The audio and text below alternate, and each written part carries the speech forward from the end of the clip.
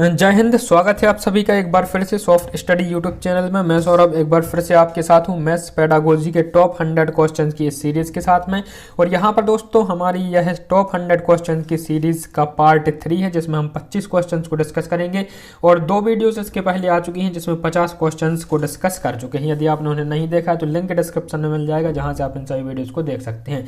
साथ ही साथ यदि आप यह PDF डाउनलोड करना चाहते हैं तो PDF का जो लिंक है वो आपको डिस्क्रिप्शन में मिल जाएगा। PDF टेलीग्राम चैनल पर अपलोड की जाती है, और टेलीग्राम पर यदि आप सर्च करेंगे सॉफ्ट स्टडी तो वहाँ पर हमारा चैनल मिल जाएगा, जिसे आप सब्सक्राइब करके इन PDFs को बिल्कुल फ्री में डाउनलोड कर सकते हैं। ठीक है, तो दोस्तों स्टार्ट करेंगे इस वीडियो को। उम्मीद है आपको यह वीडियो पसंद आएगी। वीडियो पसंद आए तो ज़्यादा से ज़्यादा लाइक करें, शेयर करें अपने दोस्तों तक। चैनल पर यदि आप नए हैं तो सब्सक्राइब करके ऑल वेल नोटिफिकेशन को सिलेक्ट करें, ताकि यहाँ पर अपलोड की गई प्रत्येक नेक्स्ट वीडियो की नोटिफिकेशन आपको सबसे पहले मिल जाए। तो स्टार्ट करते हैं। पहला क्वेश्चन आपकी स्क्रीन पर है, लिखा हुआ है क्वेश्चन नंबर 51। मूल्यांकन के लिए उत्तम उपकरण की क्या विशेषता होनी चाहिए? मूल्यांकन के लिए उत्तम उपकरण की क्या विशेषता होनी चाहिए? तो 4 ऑप्शन आपके सामने हैं, जिसमें से ऑप्शन ए है वस्तुनिष्ठता होनी चाहिए, विश्वसनीयता होनी चाहिए, वैधता होनी चाहिए, या उपर्युक्त सभी। ठीक है, तो दोस्तों सबसे पहले हमें पता होना चाहिए कि मूल्यांकन है क्या। मूल्यांकन से कोई ना कोई क्वेश्चन एग्जाम में पूछा ही जाता है, चाहे आपका MPTET वर्ग 3 हो, CTET हो, UPTET हो, या फिर कोई भी टेट एग्जाम हो जहां पर मैथ्स पेडागोजी से रिलेटेड क्वेश्चन पूछे जाते हैं, वहां पर मूल्यांकन से संबंधित क्वेश्चन भी पूछा जाता है। ठीक है, तो यहाँ पर दोस्तों सबसे पहले मूल्यांकन को जानते हैं। मूल्यांकन एक प्रक्रिया है जिसके आधार पर हम किसी भी छात्र के ज्ञान का आकलन कर सकते हैं। मूल्यांकन के द्वारा ही छात्र किसी भी विषय में कमियां, उनकी रुचियां और उनकी प्रतिभा आदि के बारे में आकलन किया जा सकता है। ठीक है, तो ये होता है मूल्यांकन। और यहाँ पर जो है मूल्यांकन के उत्तम उपकरण की विशेषता होनी चाहिए, तो ऑप्शन डी इसका करेक्ट हो जाएगा। विश्वसनीयता होनी चाहिए, वस्तुनिष्ठता होनी चाहिए एवं वैधता, ये तीनों किसी भी मूल्यांकन में होने चाहिए। ठीक है, चलते हैं नेक्स्ट क्वेश्चन की तरफ। क्वेश्चन नंबर 52 लिखा हुआ है, मूल्यांकन का उद्देश्य नहीं है। मूल्यांकन का उद्देश्य नहीं है निम्नलिखित में से। तो छात्रों की उपलब्धि की जानकारी, शिक्षक को शिक्षण में मार्गदर्शन, परिणाम के लिए प्रतीक निर्धारण करने, या फिर सार्थक भविष्यवाणी। ठीक है, तो मूल्यांकन के द्वारा क्या क्या होता है यहाँ पर? तो छात्रों की उपलब्धिता के बारे में जानकारी पता चलती है। ठीक है, शिक्षक के शिक्षण में मार्गदर्शन मिलता है, और सार्थक भविष्यवाणी भी की जा सकती है छात्र के संबंध। तो यहाँ पर ऑप्शन सी इसका करेक्ट हो जाएगा। जो मूल्यांकन का उद्देश्य नहीं हो, परिणाम के लिए प्रतीक निर्धारण नहीं किए जाते हैं मूल्यांकन के माध्यम से। ठीक है, नेक्स्ट है क्वेश्चन नंबर 53 लिखा हुआ है, मूल्यांकन की उपयोगिता है। मूल्यांकन की उपयोगिता है। ठीक है, तो बालकों के लिए मूल्यांकन की उपयोगिता है। बालकों की यहाँ पर कमियों के बारे में जानकारी मिलती है, उनकी रुचियों की, प्रतिभा आदि की जानकारी मिलती है। तो मूल्यांकन की उपयोगिता है बालकों के लिए। ठीक है, अध्यापक के लिए भी मूल्यांकन की आवश्यकता है। अध्यापक अपने जो पाठ है, जो अपना क्रियाक्रम है आगे का, वह निर्धारित कर सकते हैं मूल्यांकन के जरिए। ठीक है, इसके अलावा पाठ्य संबंधी क्रियाओं में सुधार भी किया जा सकता है। तो ये सभी मूल्यांकन की उपयोगिता है। ऑप्शन डी इसका करेक्ट हो जाएगा। ठीक है, चलते हैं नेक्स्ट क्वेश्चन की तरफ। क्वेश्चन नंबर 54, कोठारी आयोग के अनुसार मूल्यांकन है। ठीक है, कोठारी आयोग, सबसे पहले तो हमें कोठारी आयोग पता होना चाहिए क्या है। ठीक है, उसके बाद में हम इसके आंसर की तरफ चलेंगे। ठीक है, तो जब हम दोस्तों कोठारी आयोग की बात करते हैं सन 1964 में, कितने में, 1964 में भारत की जो केंद्र सरकार है, केंद्र सरकार ने डॉक्टर दौलत सिंह कोठारी, ठीक है, यह नाम आप याद रख सकते हैं, डॉक्टर दौलत सिंह कोठारी, इनकी अध्यक्षता में स्कूली शिक्षा प्रणाली को नया आकार व नई दिशा देने के उद्देश्य से एक आयोग का गठन किया था। इस आयोग को हम कोठारी आयोग के नाम से जानते हैं। ठीक है, डॉक्टर कोठारी उस समय विश्वविद्यालय अनुदान आयोग के अध्यक्ष थे, तो ये इंपॉर्टेंट नहीं है। तो यहाँ पर दोस्तों जो शिक्षा नीति के लिए जो आयोग गठन किया था, इसे हम कोठारी आयोग के नाम से जानते हैं। ठीक है, तो इसके अनुसार मूल्यांकन है, तो इसके अनुसार मूल्यांकन क्या हो जाएगा? ऑप्शन नंबर बी इसका करेक्ट हो जाएगा। कोठारी आयोग के अनुसार मूल्यांकन है, तो मूल्यांकन एक सतत प्रक्रिया है। ठीक है, आपसे क्वेश्चन यही पूछा जाएगा एग्जाम में, कोठारी आयोग के अनुसार मूल्यांकन क्या है? तो यह एक सतत प्रक्रिया है। ठीक है, नेक्स्ट क्वेश्चन है दोस्तों, क्वेश्चन नंबर 55 लिखा हुआ है, कागजी मुद्रा छापने का श्रेय किस बैंक को है? कागजी मुद्रा छापने का श्रेय किस बैंक को है? चार ऑप्शन आपके सामने है, state bank of India, Allahabad bank of India, reserve bank या फिर पंजाब नेशनल बैंक है। ठीक है, तो कागजी मुद्रा छापने का श्रेय है, कौन छापता है कागजी मुद्रा? तो रिजर्व बैंक, ऑप्शन सी इसका करेक्ट हो जाएगा। ठीक है, रिजर्व बैंक के द्वारा कागजी मुद्रा छापी जाती है और यहाँ पर 2 रुपए से लेकर 2000 रुपए के जितने भी नोट होते हैं ये रिजर्व बैंक के द्वारा जारी किए जाते हैं। 1 रुपए का जो नोट है यह भारत सरकार वित्त मंत्रालय द्वारा जारी होता है और 1 रुपए के नोट पर जो साइन होते हैं इस पर वित्त सचिव के साइन होते हैं। ठीक है, वित्त सचिव के साइन होते हैं और 2000 से 2000 रुपए के जो नोट होते हैं उस पर रिजर्व बैंक के गवर्नर के साइन होते हैं। ठीक है, जिस गवर्नर के शासनकाल में नोट जारी किया होगा उस गवर्नर के साइन होंगे 2000 से 2000 रुपए तक के नोट पर। तो दोस्तों उम्मीद है आप इसे समझ पाए होंगे। चलते हैं नेक्स्ट क्वेश्चन की तरफ। क्वेश्चन नंबर 56 लिखा हुआ है, अधिगम प्रतिफल का तात्पर्य है, अधिगम प्रतिफल का तात्पर्य है पाठ्य वस्तु में संशोधन से, अध्यापक के व्यवहार में परिवर्तन से, बालक के व्यवहार में परिवर्तन से या फिर परीक्षा प्रतिनिधियों में परिवर्तन से। ठीक है, तो इसका जो करेक्ट आंसर हो जाएगा अधिगम प्रतिफल का तात्पर्य है, तो अधिगम प्रतिफल का तात्पर्य बालक के व्यवहार में परिवर्तन से, ऑप्शन सी इसका करेक्ट हो जाएगा। नेक्स्ट क्वेश्चन की ओर चलते हैं। क्वेश्चन 57, मूल्यांकन में प्रयुक्त होने वाली परीक्षाएं हैं, मूल्यांकन में प्रयुक्त होने वाली परीक्षाएं, तो मूल्यांकन में किस किस का प्रयोग किया जाता है? मौखिक परीक्षाओं के द्वारा मूल्यांकन किया जा सकता है। ठीक है, लिखित परीक्षा के द्वारा, टेस्ट के द्वारा मूल्यांकन होता है, प्रायोगिक परीक्षाओं के द्वारा मूल्यांकन होता है। इसका जो आंसर हो जाएगा ऑप्शन डी। मूल्यांकन में प्रयुक्त होने वाली परीक्षाएं, तो इन सभी परीक्षाओं के द्वारा मूल्यांकन किया जा सकता है। नेक्स्ट क्वेश्चन है 58, एक उत्तम परीक्षण की शर्त है, एक उत्तम परीक्षण की शर्त क्या होगी? सुनिश्चित उद्देश्यों की पूर्ति करना, बिल्कुल करना, छात्रों के मानसिक स्तर के अनुकूल होना जो परीक्षण होता है, और ऑप्शन सी है व्यवहार परक। ठीक है, तो जो परीक्षण होगा एक उत्तम परीक्षण के ये सभी उद्देश्य होंगे, ये सभी गुण होंगे, ऑप्शन डी इसका करेक्ट हो जाएगा। एक उत्तम परीक्षण की शर्तें हैं तो सुनिश्चित उद्देश्यों की पूर्ति करना, छात्रों के मानसिक स्तर के अनुकूल होना एवं व्यवहार परक होना। ठीक है, ऑप्शन डी इसका करेक्ट हो जाएगा। चलते हैं नेक्स्ट क्वेश्चन की तरफ। क्वेश्चन नंबर 59, विचार गोष्ठी का आयोजन किया जाता है। ठीक है, विचार गोष्ठी का आयोजन किया जाता है, तो विचार गोष्ठी से जो हमारा तात्पर्य हो जाता है वो विचार विमर्श करने के लिए जो सामान्य सभाओं का आयोजन किया जाता है, चाहे वो स्कूल स्तर पर हो, जिला स्तर पर हो, स्टेट स्तर पर हो, यहाँ पर जो विचार विमर्श करने के लिए छात्रों के बीच सभाएं हो सकती हैं, किसी भी प्रकार से यहाँ पर हो सकती हैं गोष्ठियाँ। ठीक है, तो इनका आयोजन किया जा सकता है, जिला स्तर पर किया जा सकता है, विद्यालय स्तर पर किया जा सकता है और कक्षा स्तर पर भी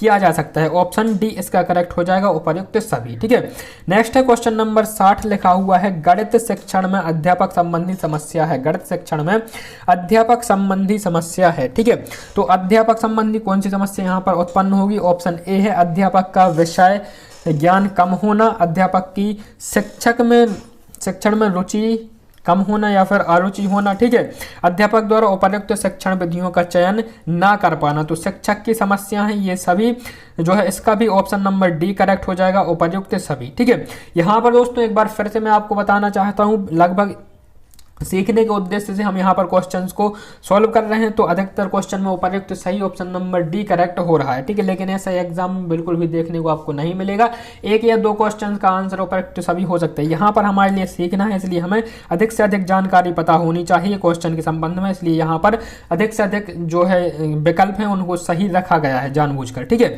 तो इसका जो आंसर हो जाएगा ऑप्शन डी, उपर्युक्त सभी। तो 10 क्वेश्चन इस वीडियो के हमने कंप्लीट कर लिए हैं। वीडियो पसंद आ रही है तो इसे लाइक कर दें और शेयर जरूर कर दें, चैनल पर नए हैं तो सब्सक्राइब करना ना भूलें। नेक्स्ट क्वेश्चन है यहाँ पर क्वेश्चन नंबर 61 लिखा हुआ है, गणित के पाठ्यक्रम निर्माण में किस सिद्धांत का अनुसरण किया जाना चाहिए? गणित के पाठ्यक्रम निर्माण में किस सिद्धांत का अनुसरण किया जाना चाहिए? पाठ्यक्रम बाल केंद्रित होना चाहिए, पाठ्यक्रम क्रिया प्रधान होना चाहिए, विषयों में सहसंबंध होना चाहिए या फिर ऑप्शन डी उपर्युक्त सभी। ठीक है, तो यहाँ पर भी दोस्तों गणित के पाठ्यक्रम में निर्माण के सिद्धांत में इन सभी का अनुसरण किया जाना चाहिए, इन सभी को ध्यान में रखा जाना चाहिए। पाठ्यक्रम बाल केंद्रित गणित में ही नहीं, यद्यपि किसी भी सब्जेक्ट में, लगभग सभी सब्जेक्ट में पाठ्यक्रम जो बाल केंद्रित हो तो इसे बहुत ही अच्छे तरीके से और बहुत ही सुगमता के साथ छात्रों को पढ़ाया जा सकता है। ठीक है, ऑप्शन डी इसका करेक्ट हो जाएगा, उपर्युक्त सभी।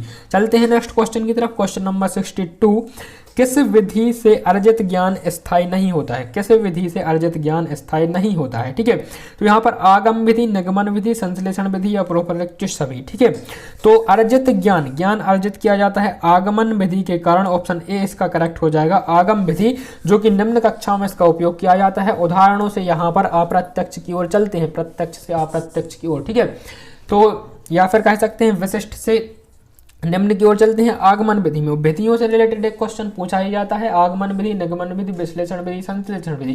तो यहाँ से जितने भी क्वेश्चन बनेंगे इन सभी वीडियोस में हम यहाँ पर एक एक करके यहाँ पर कवर करेंगे। ठीक है, तो वीडियोस यदि आपने पहले वाली नहीं देखी है तो उन्हें आप देखना ना भूलें।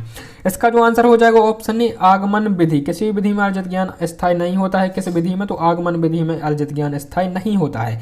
नेक्स्ट क्वेश्चन है, विज्ञान की नींव आधारित है। विज्ञान की नींव आधारित है वह गणित पर, विज्ञान पर, मनोविज्ञान पर, उपर्युक्त सभी पर। ठीक है, तो विज्ञान की नींव आधारित होती है गणित पर, गणित ही विज्ञान की नींव है। ऑप्शन ए इसका करेक्ट हो जाएगा। नेक्स्ट क्वेश्चन है क्वेश्चन नंबर 64, गणित विषय में अभ्यास कार्य है, महत्वपूर्ण है, अनावश्यक है, अत्यंत महत्वपूर्ण है या फिर अनिवार्य, इनमें से कोई नहीं। ठीक है, गणित विषय में अभ्यास कार्य है, तो गणित विषय में अभ्यास कार्य कैसा होता है? अत्यंत महत्वपूर्ण होता है। यदि अभ्यास नहीं करेंगे तो गणित का कोई महत्व नहीं है, वहां पर गणित को सीखा ही नहीं जा सकता है विदाउट अभ्यास के, बिना अभ्यास के। ठीक है, तो यहाँ पर जो अभ्यास कार्य है गणित में वह अत्यंत महत्वपूर्ण है। ऑप्शन सी इसका करेक्ट हो जाएगा। चलते हैं नेक्स्ट क्वेश्चन की तरफ, क्वेश्चन नंबर 65। इस वीडियो का क्वेश्चन नंबर 15 है और ये जो 100 टॉप मोस्ट इंपोर्टेंट क्वेश्चन की क्लास है, इसका जो 65 क्वेश्चन है यहाँ पर है। ठीक है, इसके बाद में जो 4th क्लास होगी उसमें हम 76 से 100 क्वेश्चन को, टोटल 25 क्वेश्चन को डिस्कस करेंगे।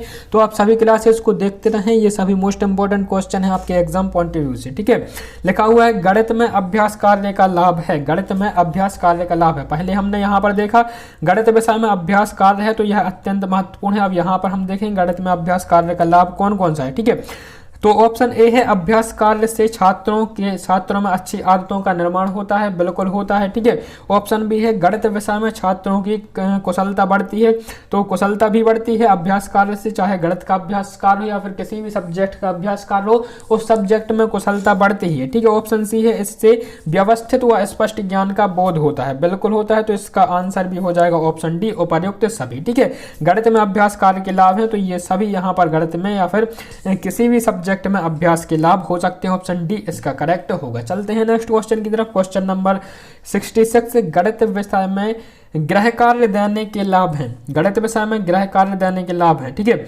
योग्यता के अनुसार कार्य करने के अवसर प्राप्त होते हैं, अवकाश में समय का सदुपयोग होता है, स्वाध्याय के लिए प्रोत्साहन बढ़ता है, और ऑप्शन डी उपर्युक्त सभी। ठीक है, तो इसका भी आंसर हो जाएगा उपर्युक्त सभी। गणित में गृह कार्य देने के ये सभी लाभ होते हैं, योग्यता के अनुसार कार्य करने के अवसर प्राप्त होते हैं विद्यार्थियों को, अवकाश के समय का सदुपयोग भी हो जाता है। ठीक है, और ऑप्शन सी, स्वाध्याय के लिए प्रोत्साहित, स्वयं के द्वारा अध्ययन करने के लिए प्रोत्साहित भी होते हैं विद्यार्थी। ठीक है, तो इसका भी आंसर हो जाएगा ऑप्शन डी। नेक्स्ट क्वेश्चन है 66, लिखा हुआ है, गृह कार्य देते समय क्या सावधानी रखनी चाहिए? गृह कार्य देते समय क्या सावधानी रखनी चाहिए? ठीक है, ऑप्शन ए है, व्यक्तिगत कठिनाइयों पर विचार किया जाना चाहिए, बाल केंद्रित होना चाहिए गृह कार्य। ठीक है, यहाँ पर छात्रों की रुचियों पर ध्यान दिया जाना चाहिए गृह कार्य देते समय, उनकी आदतों पर, उनकी कमजोरियों पर ध्यान दिया जाना चाहिए। ऑप्शन बी है, छात्रों की रुचि व योग्यता अनुसार होना चाहिए गृह कार्य, और ऑप्शन सी है, कार्य की प्रकृति पर ध्यान दिया जाना चाहिए। ठीक है, तो इसका भी आंसर हो जाएगा ऑप्शन डी, उपर्युक्त सभी। ठीक है, चलते हैं नेक्स्ट क्वेश्चन की तरफ, क्वेश्चन नंबर 68 लिखा हुआ है, शिक्षण की दृष्टि से अध्यापक का गुण है। शिक्षण की दृष्टि से अध्यापक का गुण है। ठीक है, विषय का ज्ञाता हो अध्यापक, शिक्षण विधियों का पूर्ण ज्ञान होना चाहिए अध्यापक को, बालकों की प्रकृति को समझ सकने वाला हो। कौन? शिक्षक, अध्यापक या फिर शिक्षक। ठीक है, तो शिक्षण की दृष्टि से अध्यापक के गुण हैं, अध्यापक की ये सभी गुण होने चाहिए। उसमें जो सब्जेक्ट पढ़ाता है उस विषय का ज्ञाता होना चाहिए। ठीक है, शिक्षण विधियों का महत्वपूर्ण ज्ञान होना चाहिए, और ऑप्शन सी है, बालकों की प्रकृति को समझनी चाहिए, और यहाँ पर ऑप्शन डी इसका करेक्ट हो जाएगा, उपर्युक्त सभी। ठीक है, नेक्स्ट क्वेश्चन है, उपचारात्मक शिक्षण की विधि नहीं है। उपचारात्मक शिक्षण की विधि नहीं है, विशिष्ट अभ्यास, अतिरिक्त कक्षाएं, गोष्ठियां या फिर व्यायाम। ठीक है, तो उपचारात्मक, सबसे पहले हमें उपचारात्मक शिक्षा क्या है इसके बारे में जानकारी होनी चाहिए। ठीक है, तो उपचारात्मक से यहाँ पर हमारा क्या आशा है? उपचारात्मक शिक्षण एक प्रकार की शिक्षण विधि होती है। ठीक है, या फिर ये अनुदेशनात्मक कार्य होता है जिसे किसी एक विद्यार्थी या विद्यार्थियों के समूह को किसी विषय विशेष या प्रकरण विशेष से संबंधित किसी विशेष समस्या या कठिनाई के निवारण हेतु प्रयोग में लाया जाता है। ठीक है, उपचारात्मक शिक्षण का मुख्य आधार निदानात्मक प्रक्रिया होती है। ठीक है, सबसे पहले निदानात्मक प्रक्रिया को अपनाया जाता है। निदानात्मक प्रक्रिया क्या है? तो निदानात्मक प्रक्रिया का उद्देश्य है कि छात्रों को छात्र होते हैं, कोई छात्र विशेष या अनेक विद्यार्थी किसी भी विषय वस्तु या प्रकरण को ठीक से क्यों नहीं समझ पा रहे हैं, इन कारणों का पता लगाना होता है निदानात्मक प्रक्रिया। ठीक है, अभी हम देखेंगे आगे निदानात्मक प्रक्रिया को। तो यहाँ पर उम्मीद है आप समझ पाए होंगे निदानात्मक का अर्थ और उपचारात्मक का अर्थ। ठीक है, तो उपचारात्मक शिक्षण की विधि नहीं है। उपचारात्मक शिक्षण की विधि क्या नहीं है? व्यायाम नहीं है। यहाँ पर ऑप्शन डी इसका करेक्ट हो जाएगा, व्यायाम। ठीक है, इसके अलावा विशिष्ट अभ्यास के द्वारा उपचारात्मक प्रक्रिया को अपनाया जाता है। अतिरिक्त कक्षाओं के द्वारा उपचारात्मक शिक्षा को अपनाया जाता है। और ऑप्शन डी है गोष्ठियों के द्वारा भी इसका करेक्ट आंसर हो जाता है। ऑप्शन डी व्यायाम जो है उपचारात्मक शिक्षा की विधि नहीं है। नेक्स्ट क्वेश्चन है क्वेश्चन नंबर 70 लिखा हुआ उपचारात्मक एवं निदानात्मक शिक्षा का लाभ है। ठीक है, तो यहाँ पर चलते हैं ऑप्शन की तरफ। ऑप्शन ए है छात्रों की कठिनाइयों एवं समस्याओं का ज्ञान प्राप्त हो जाता है उपचारात्मक एवं निदानात्मक शिक्षा से। शिक्षण की प्रक्रिया प्रभावशाली होती है। ठीक है, छात्रों को भविष्य में होने वाली त्रुटियों से बचाया जा सकता है। तो उपचारात्मक एवं निदानात्मक शिक्षा के ये सभी लाभ हैं। उपर्युक्त डी इसका करेक्ट आंसर हो जाएगा। ठीक है, उपचारात्मक एवं निदानात्मक शिक्षा से छात्रों की कठिनाइयों एवं समस्याओं के ज्ञान की प्राप्ति हो जाती है। शिक्षण की प्रभावशाली एवं प्रक्रिया प्रभावशाली हो जाती है और छात्रों को भविष्य में होने वाले त्रुटियों से बचाया भी जा सकता है। ठीक है, चलते हैं नेक्स्ट क्वेश्चन की तरफ। और क्वेश्चन नंबर 71 यहाँ पर आपकी स्क्रीन पर, आपके मोबाइल की स्क्रीन पर लिखा हुआ है भारतवर्ष में कौन सी मुद्रा का प्रचलन है। तो काफी सिंपल क्वेश्चन है, व्यवहारिक क्वेश्चन है बिल्कुल। भारतवर्ष में कौन सी मुद्रा का प्रचलन है? ठीक है, तो कागज के नोट का प्रचलन है और धातु के सिक्कों का प्रचलन है। ऑप्शन सी इसका करेक्ट हो जाएगा, आ एवं बा दोनों। ठीक है, कागज के नोट एवं धातु के सिक्कों दोनों मुद्राओं का प्रचलन है। नेक्स्ट क्वेश्चन है क्वेश्चन 72 लिखा हुआ है उपचारात्मक कार्य होना चाहिए। उपचारात्मक कार्य होना चाहिए प्रत्येक पाठ की समाप्ति पर, साल भर में एक बार, हर महीने में, या फिर उपर्युक्त में से कोई नहीं। ठीक है, तो उपचारात्मक कार्य होना चाहिए प्रत्येक पाठ की समाप्ति पर। उपचारात्मक कार्य आवश्यक है क्योंकि उपचारात्मक कार्य से हमारे लिए छात्रों की कमजोरियों के बारे में पता चलता है और जो उनके कमजोरियों के बारे में हमारी निदानात्मक प्रक्रिया से पता चलता है और निदानात्मक प्रक्रिया के बाद उनकी कमजोरियों को ठीक करने के लिए उपचारात्मक कार्य किए जाते हैं। ठीक है, चलते हैं नेक्स्ट क्वेश्चन की तरफ। क्वेश्चन नंबर 73 लिखा हुआ है गणित सार संग्रह नामक पुस्तक किसने लिखी? गणित सार संग्रह नामक पुस्तक किसने लिखी है? ठीक है, तो गणित सार संग्रह नामक जो पुस्तक है यह लिखी कब गई थी? तो यह 9वीं शताब्दी में लिखी गई थी। ये आपको पता होना चाहिए यदि ये क्वेश्चन आपके सामने आया है। ठीक है, तो 9वीं शताब्दी में मैसूर के महावीराचार्य कहाँ के थे? मैसूर के। आप ये भी याद रख सकते हैं, इन्होंने गणित सार संग्रह नामक पुस्तक लिखी थी। ठीक है, गणित सार संग्रह नामक पुस्तक के लेखक हैं महावीराचार्य। ये मैसूर के हैं और 9वीं शताब्दी में लिखी थी गणित सार संग्रह नामक शिक्षक। और इसमें जो है इन्होंने लघुत्तम समवर्तक निकालने के प्रचलित तरीकों का वर्णन किया है। ठीक है, तो क्वेश्चन पूछा जा सकता है कि जो गणित सार संग्रह नामक जो पुस्तक है उसमें किन तरीकों को बताया गया है। ठीक है, तो उसमें लघुत्तम समवर्तक निकालने के तरीकों की जानकारी दी गई है और यह महावीराचार्य के द्वारा लिखित है। नेक्स्ट क्वेश्चन है क्वेश्चन नंबर 74 लिखा हुआ है प्रथम गणितज्ञ जिसने सांख्यों का प्रतिपादन किया। ठीक है, यहाँ पर सांख्यों के प्रतिपादन की बात हो रही है। तो ये में से प्रथम गणितज्ञ कौन से हैं? ठीक है, तो सांख्यों का और इनका जो प्रतिपादन करने वाले गणितज्ञ हैं वे हैं मैनेकमस। ऑप्शन डी इसका करेक्ट हो जाएगा, मैनेकमस। ठीक है, इन्होंने जो है गणित में शंकुओं का प्रतिपादन किया है। ठीक है, नेक्स्ट क्वेश्चन है यहाँ पर क्वेश्चन 75 लिखा हुआ है निम्न में से किसका आधार गणित ही है? निम्नलिखित में से किसका आधार गणित ही है? भौतिक विज्ञान का, रसायन विज्ञान का, भूविज्ञान के, या फिर उपरोक्त सभी का। ठीक है, तो कोई भी विज्ञान हो, सबसे पहले तो क्वेश्चन हमने ये पढ़ा था कि विज्ञान का आधार गणित है। अब वहां पर ये मायने नहीं रखता है कि कौन सा विज्ञान है, चाहे वो भौतिक विज्ञान हो, रसायन विज्ञान हो या फिर भूगर्भ विज्ञान हो, सबका आधार यहाँ पर गणित होगा। ऑप्शन डी इसका करेक्ट हो जाएगा। उपयुक्त सभी। यहाँ पर देख सकते हैं उत्तरमाला भी दी गई है। ये उत्तरमाला आप जब ये PDF डाउनलोड करेंगे टेलीग्राम चैनल से तो आप ये उत्तरमाला ये आपके काम में आएगी। ठीक है, जब चारों क्लासेस हो जाएंगी तो चारों क्लासेस की एक PDF भी बना दी जाएगी और वो भी अपलोड की जाएगी। और ये जो 25 क्वेश्चन की PDF है ये भी आप डाउनलोड कर सकते हैं। मुलाकात होगी आपसे नेक्स्ट वीडियो में, तब तक के लिए नमस्कार, जय हिंद, वंदे मातरम।